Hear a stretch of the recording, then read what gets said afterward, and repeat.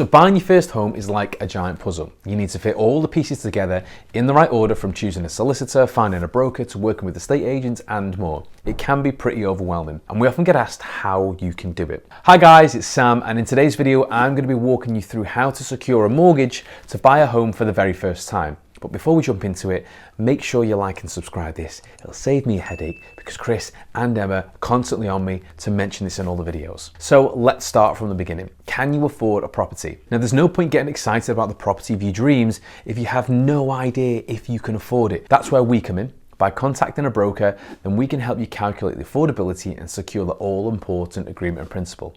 For those that don't know, an agreement in principle is essentially a document from the chosen lender stating that, in principle, barring any drastic change in circumstance, they'll lend you the money to purchase your house that you need. Now, once you've secured the agreement in principle, then it's on to the exciting part. Well, it was for me anyway, scrolling through Rightmove, Zoopla, all the other property apps to find the perfect first home. So one of our top tips when house hunting is to chat to local estate agents in the area that you're looking to buy in.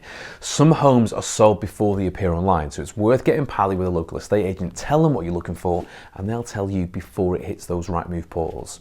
Next up is to place an offer on the property. Now, once the offer's been accepted, contact the broker and give them the details of the property so that they can get to work on applying for the formal mortgage offer. Now, during the process, don't be surprised if the broker contacts you to gather some additional information.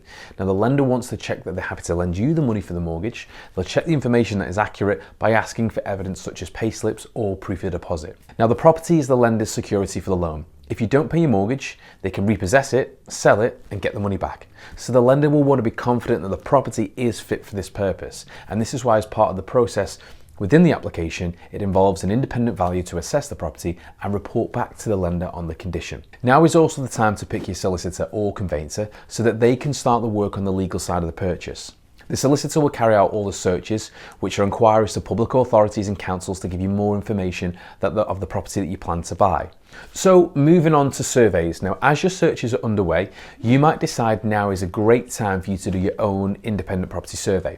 Now, this is to make sure that you know the property is in good condition, so no mold is hiding anywhere that's gone unnoticed when you're reviewing the property.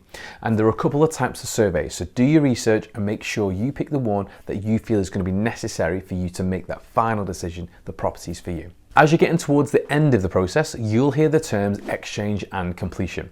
Now, the exchange of contracts essentially is when your solicitor and the seller solicitor swap signed copies of the contracts, meaning you're now legally bound to purchase that home. The completion date is the date that the keys get handed over and you can officially move into that new home. What a bliss feeling. Once you have a completion date, you need to start your insurance for both your health and your home. Reach out to your broker for any help during this process. Now, I know that I've just thrown loads of information your way and it's a lot to take in and digest, which is why we have a blog breaking down everything I've just told you. So I'll leave the link in the description box for you to check it out. And we'll also have, as I've said before, a first-time buyer's guide. So you guessed it, I'll also link that in the comments below as well.